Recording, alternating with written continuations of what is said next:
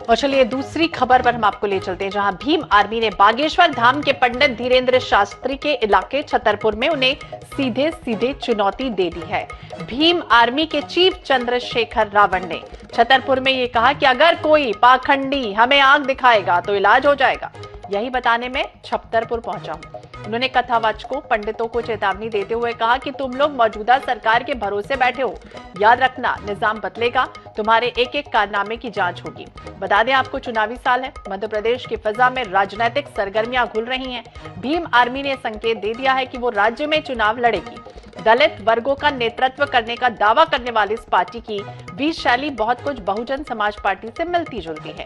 लोगों के बीच पैठ बनाने का आक्रामक अंदाज उन्हें कितनी सफलता दिलाएगा ये तो आने वाला समय ही बताएगा। लेकिन आर्मी ने हर इलाके के लिए मुद्दे छांट दिए हैं, यानी छतरपुर में निशाना प्रभावशाली बागेश्वर धाम पर था। ये भी आपको बता दें कि भीम आर्मी के प्रदर्शन के बाद ही यहां धीरेन्द्र शास्त्री के भाई के खिलाफ मुकदमा दर्ज हुआ था। आपको याद होगा कि शास्त्री के भाई पर अहिरबार परिवार को शादी के समय धमकाने का आरोप था, जिसका वीडियो भी वायरल हुआ था। यहां के पूर्व विधायक आरडी प्रजापति भीम आर्मी के साथ है। उन्होंने सभा को संबोधित करते हुए ये कहा कि उनका एनकाउंटर करने की तैयारी थी। यानी इस घटनाक्रम को ध्यान में रखकर चंद्रशेखर रावण ने प्रशासन को चुनौती देते हुए ये कहा कि मैं आरडी प्रजापति के साथ खड़ा हूं, जो भी इनके सामने आएगा, आंख दिखाएगा, उसे चंद्रशेखर का सामना करना पड़ेगा। गुंडागर्दी खत्म नहीं हुई तो यहाँ की सरकार भी बदलेगी, कोई कोताही नहीं बरती जाएगी। ये भी कहा कि मध्य प्रदेश में किसी आदिवासी को मुख्यमंत्री होना चाहिए। तो भीम आर्मी के चीफ चंद्रशेखर रावण ने छतरपुर में हुंकार भरी, और हुंकार इस कदर भरी कि अगर कोई पाखंडी हमें आग दिखाएगा तो उसका इलाज जल्द से जल्द हो जाएगा। और यही बताने के लिए उन्होंने कहा कि मैं छतरपुर पहुंचा हूं। कथावाचकों और पंडितों पर भी निशाना साधा गया। पंडित धीरेन्द्र शास्त्री छतरपुर में जिस तरह से कथा वाचन करते हैं, यहाँ पर उनकी जो लोकप्रियता बढ़ रही है, जिस तरह से अलग अलग प्रदेशों से लोग यहाँ पर पहुंचते हैं पंडित धीरेन्द्र शास्त्री के दरबार में, दिव्य दरबार में, और उसे लेकर यहाँ पर चुनौती देने के लिए चीफ चंद्रशेखर रावण छतरपुर में पहुंचे हुए थे। कथावाचकों और पंडितों पर निशाना साधा, ये भी कहा कि अभी की सरकार के अगर भरोसे बैठे हो तो याद रखना तुम्हारे एक एक कारनामे की जांच जो है वो आगे की जाएगी। चुनौती भी जो है वो दी गई कि मैं आरडी प्रजापति के साथ खड़ा हुआ हूं, जो भी इनके सामने आएगा, आंख दिखाने की कोशिश करेगा, उसे उनका सामना करना पड़ेगा। भीम आर्मी के प्रदेश अध्यक्ष सुनील जी हमारे साथ जुड़ गए हैं। सुनील जी, स्वागत है आपका INS 24/7 पर। और जिस तरह से हुंकार भरते हुए नजर आए हैं चंद्रशेखर रावण, छतरपुर पहुंचे थे, पूरा हमने जन सैलाब उनका उमड़ता हुआ देखा। हुंकार भरने की जरूरत जो है वो उन्हें आखिरकार क्यों पड़ी? इस तरह से उन्हें क्यों बोलना पड़ा कि जो आग दिखाएगा मेरे सामने आएगा और मैं उन्हें देख लूंगा? इस तरह की बातें उन्हें क्यों करनी पड़ी, आपको क्या लगता है? जी सुनील जी, आप सुन पा रहे हैं? सुनील जी, आप सुन पा रहे हैं हमें? कुछ चीज भूल तो नहीं है। फिर से हम संपर्क करेंगे सुनील जी से। आपको बता दें चंद्रशेखर ने प्रशासन को चुनौती भी दी और ये कहा कि मैं आरडी प्रजापति के साथ खड़ा हूं, जो भी इनके सामने आएगा, आग दिखाएगा, उसे चंद्रशेखर का सामना करना पड़ेगा। यहाँ का शासन प्रशासन सुन ले, ये ना समझे कि आरडी प्रजापति जो है वो अकेले हैं। गुंडागर्दी खत्म नहीं हुई तो यहाँ की सरकार बदल जाएगी, कोई कोताही जो है वो बरती नहीं जाएगी। अगर मैं चाहता तो यहाँ ये सभा जो है वो एसपी ऑफिस के बाहर करता, उन्हें भी यह एहसास जो है वो हो जाता, हमारी ताकत का पता चल जाता। मैं कहता हूं कि इस प्रदेश में एक आदिवासी को मुख्यमंत्री बनना चाहिए। इस तरह की बातें वो करते हुए नजर आए। ये भी कहते हुए नजर आए कि आजादी का 75 साल जो है हो चुका है, लेकिन हमारे पास पक्के मकान जो है वो लोगों के पास नहीं है। मध्य प्रदेश के हर व्यक्ति को पक्का मकान जो है वो दिलाएंगे। देश की सरकारी जमीनें हमारी हैं। हर व्यक्ति को खेती करने योग्य जो जमीनें हैं वो दी जाएंगी। मैं हाथ फैलाना नहीं बल्कि हाथ रखना सिखाऊंगा। हर जिला मुख्यालय पर हम लोग आंदोलन करेंगे, जिसमें हर परिवार से किसी एक व्यक्ति को रोजगार जो है वो जरूर मिलेगा। एक बार फिर से हमारे साथ सुनील जी जुड़ गए हैं, प्रदेश अध्यक्ष हैं भीम आर्मी के। बहुत बहुत स्वागत है सुनील जी आपका INS 24/7 पर। और हम बातचीत कर रहे हैं कि जिस तरह से हुंकार भरते हुए नजर आए हैं चीफ चंद्रशेखर रावण, छतरपुर में पहुंचे थे और इस तरह की जो सभा है वो चल रही थी, क्या कहेंगे आप?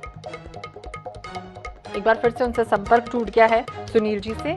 हम फिर से उनसे बातचीत करेंगे, फिर से उन्हें जोड़ने की कोशिश करेंगे। तकनीकी कारण और शायद मौसम जिस तरह से खराब चल रहा है उस वजह से वो हमारे साथ नहीं जुड़ पा रहे हैं। हम आपको बता दें एक बार फिर से, भीम आर्मी के चीफ चंद्रशेखर रावत, जिन्होंने छतरपुर में हुंकार भरी है, उन्होंने कहा कि अगर कोई पाखंडी हमें आग दिखाएगा तो उसका इलाज जो है वो जल्द से जल्द हो जाएगा। इसके पहले आपको याद होगा छतरपुर की एक तस्वीरें हमने आपको दिखाई थी गढ़ा गांव की, जहां पर एक दलित परिवार में बेटे की शादी चल रही थी। बागेश्वर धाम के पीठाधीश्वर यानी कि पंडित धीरेंद्र कृष्ण शास्त्री के भाई सालेग्राम पर वहां जाकर मारपीट करने का और धमकाने का आरोप लगा था, और इस मामले में कार्रवाई को लेकर पुलिस का जो रवैया था उसमें बहुजन समाज जो है वो अच्छा खासा नाराज दिख रहा था। भीम आर्मी का दबाव पड़ा। इसके बाद पुलिस ने बागेश्वर धाम के जो पीठाधीश्वर धीरेंद्र शास्त्री के भाई हैं शालिग्राम, उन पर प्रकरण दर्ज कर लिया था। फिर भीम आर्मी का ये कहना था कि अपराधियों के घरों पर तो आप बुलडोजर चलवा देते हैं, कार्रवाई करते हैं, लेकिन इस मामले पर और लोगों पर कार्रवाई क्यों नहीं की जा रही है।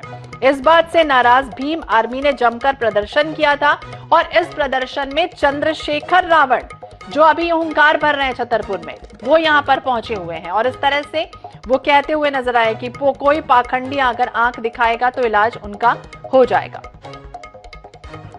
भाजपा प्रवक्ता नेहा बग्गा जी हमारे साथ जुड़ गए। नेहा जी, आपका स्वागत है INS 24/7 पर। मैं हूं आपके साथ श्वेता। और चलिए, बात जिस तरह से हम कर रहे हैं कि भीम आर्मी के चीफ चंद्रशेखर रावत छतरपुर में पहुंचे और इस तरह से हुंकार भरते हुए नजर आए। कुछ ऐसे शब्दों का भी उन्होंने इस्तेमाल किया है कि जो आग दिखाएगा मेरा सामना करे, और इस तरह की कुछ कुछ बातें वो कहते हुए नजर आए थे। क्या कहेंगे आप? सस्ती और इस प्रकार की लोकप्रियता हासिल करने के लिए लोग इस प्रकार का बयान देते हैं, और मुझे लगता है कि कांग्रेस की जितनी बी टीम्स हैं वो एक तरह की भाषा का ही उपयोग करती हैं। वो सर्वधर्म का सम्मान नहीं करती। उन्हें लगता है कि हिंदू साधु संत या सनातनियों का जब तक वो अपमान नहीं करेंगे तब तक वो शायद छपास का हिस्सा नहीं बन पाएंगे। और जनता बहुत अच्छे से समझती है कि इस प्रकार से जो लगातार अपमान होता है हिंदू धर्म प्रेमियों का, संतों का, साधुओं का, कथावाचकों का, इसके पीछे का इनका जो ध्रुवीकरण का एजेंडा है, इसके पीछे की जो इनकी सोच है, उसको लेकर ये लगातार आगे निकलते हैं। पर मुझे लगता है कि ऐसे लोगों की अब पहचान हो चुकी है और जनता बहुत अच्छे से समझती है। चुनावी वर्ष है, चुनावी वर्ष में अलग अलग प्रकार के अलग अलग पाखंडी आएंगे, इस प्रकार से अलग अलग तरीके से छपास का प्रयास करेंगे। पर मध्य प्रदेश की जनता जागरूक भी है। मध्य प्रदेश की जनता अपने परंपराओं को भी जानती है, और उनके जिस प्रकार से उनका लगातार अपमान हुआ है, कभी हिंदू आतंकवाद के नाम पर, कभी साधु संतों के नाम पर, वो सतर्क है इन सब चीजों। बिल्कुल नेहा जी, अभी हाल ही में भीम आर्मी जब पहुंची थी वहां पर, पंडित धीरेंद्र शास्त्री के भाई पर FIR दर्ज हुई थी। शालिग्राम उनका नाम था। जिस तरह से शादी में हंगामा किया था, मारपीट की थी, चंद्रशेखर उस समय वहां मौजूद थे और ये कहते हुए नजर आए थे कि बुलडोजर वाली जो कार्रवाई मध्य प्रदेश में की जा रही है, इस तरह की कार्रवाई इन पर क्यों नहीं की गई? देखिए, मुझे लगता है कि चंद्रशेखर जी जो है शायद अपने आप को कानून से ऊपर, कानून से बड़ा मान रहे हैं। मध्य प्रदेश में व्यक्ति कोई भी हो, अगर उसने किसी प्रकार का अनैतिक कार्य किया है, आपराधिक कृत्य किया है या शांति भंग करने का प्रयास किया, उस पर तत्काल कार्रवाई होती है। अब कार्रवाई तो कानून के हिसाब से होगी, इन महाशय के हिसाब से तो होगी नहीं। जो इनकी डिमांड है, इनकी मांग है, वो संविधान के हिसाब से हमारा देश, हमारा प्रदेश चलता है। इन लोगों की राजनीति के हिसाब से नहीं चलेगा। तो कानून के हिसाब से कार्रवाई होगी, राजनीति के हिसाब से कार्रवाई नहीं होगी। नेहा जी हमारे साथ जुड़ी थी। बहुत बहुत शुक्रिया नेहा जी बातचीत करने के लिए।